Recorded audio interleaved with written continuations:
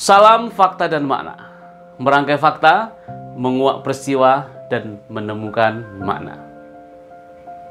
Apa kabar? Belt Route Initiative, BRI. Pada mulanya, One Belt One Route atau Belt Route Initiative atau BRI yang merupakan salah satu proyek geopolitik strategis Xi Jinping ini disebut-sebut sebagai proyek abad ini adalah sesuatu yang akan mengubah keseimbangan peta geopolitik global. Namun kali ini, nada pongahnya sudah melandai dan melambai. Kini gembar-gembor tentang BRI mulai layu, berganti dengan gaya yang lebih rendah hati dengan diksi reformasi dan penghematan. Nampaknya BRI telah gagal mewujudkan tujuannya untuk memberikan shock terapi pada dominasi AS dan Barat. Sejak awal BRI lebih memiliki nuansa seperti mafia. Beijing akan mendekati negara-negara yang membutuhkan di Asia, Afrika, Amerika Latin, Timur Tengah, dan pinggiran Eropa, dan menawarkan pinjaman untuk proyek-proyek infrastruktur penting, seperti pelabuhan, jalur kereta api, bendungan, jalan, dan sejenisnya. Bank-bank milik negara RRT akan mengatur pembiayaan, dan kontraktor RRT akan melaksanakan proyek-proyek tersebut, dan ketika selesai, mereka mengelolanya. Jika negara tuan rumah gagal membayar proyek, akan disita. Inilah yang sering disebut sebagai debt trap atau jebakan utang. Beijing berhasil menggait lebih 150 negara untuk menandatangani proyek mercusuar ini, termasuk Indonesia. Beijing memperoleh pengaruh yang sangat besar atas negara yang terlibat dalam inisiatif ini. Sejak Xi Jinping pertama kali naik ke tampuk kekuasaan pada tahun 2012, RRT telah menghasilkan lebih dari 1 triliun pinjaman pada sekitar 150 negara. Ini menjadikan RRT sebagai kreditor terbesar di dunia. Tapi apa yang terjadi sekarang? Jauh panggang daripada api. Skema tersebut mengalami masalah.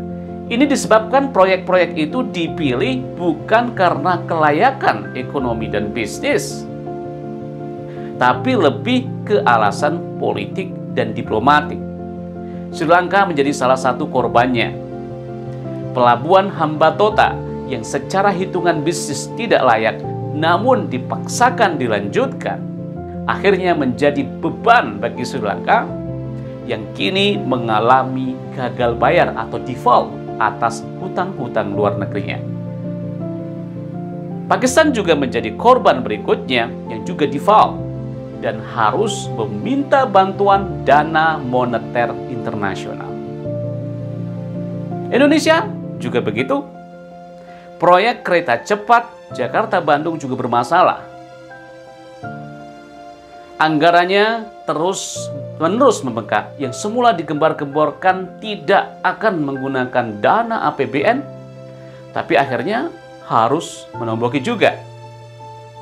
Para ekonom Bank Dunia memperkirakan bahwa saat ini sekitar 60% dari semua pinjaman BRI menyebabkan negara-negara debitur dalam kesulitan keuangan. Fenomena ini banyak terjadi di Afrika. Pada awalnya, para bankir RT yang lebih rasional sadar akan potensi masalah dari inisiatif ini. Tapi mereka tak bisa berbuat banyak. Para pejabat menekan para bankir untuk menghindari referensi apapun tentang pinjaman yang buruk atau gagal. Sebaliknya, bank didorong untuk menjaga peminjam tetap bertahan dengan memperpanjang jatuh tempo pinjaman, yang dalam jargon perbankan secara sinis disebutkan sebagai memperpanjang dan berpura-pura. Beijing menolak untuk bekerja sama dengan upaya Barat melalui Paris Club G20 untuk menegosiasikan kembali pinjaman bermasalah itu.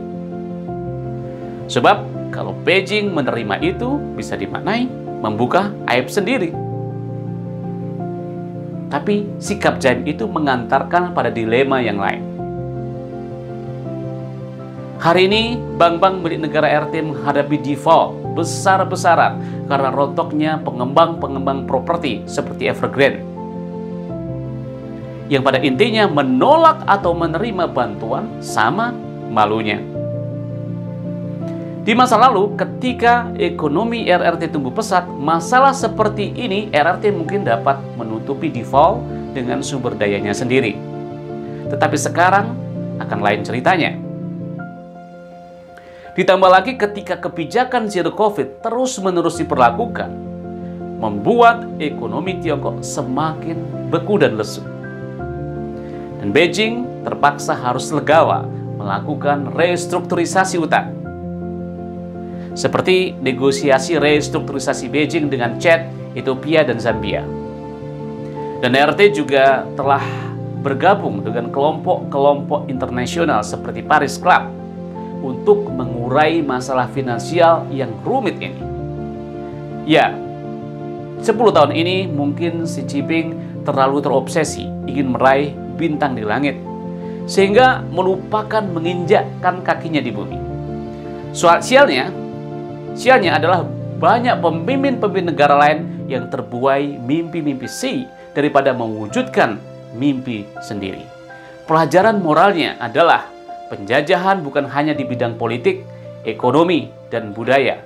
Tapi kali ini ada bentuk penjajahan baru, yaitu penjajahan mimpi. Orang yang terjajah mimpinya akan kerja untuk mimpi orang lain, tapi melupakan bekerja demi mimpi sendiri. Ternyata bukan hanya rumput tetangga yang lebih hijau, tapi mimpi tetangga juga. Dan terbukti, mimpi tetangga bisa membunuhmu.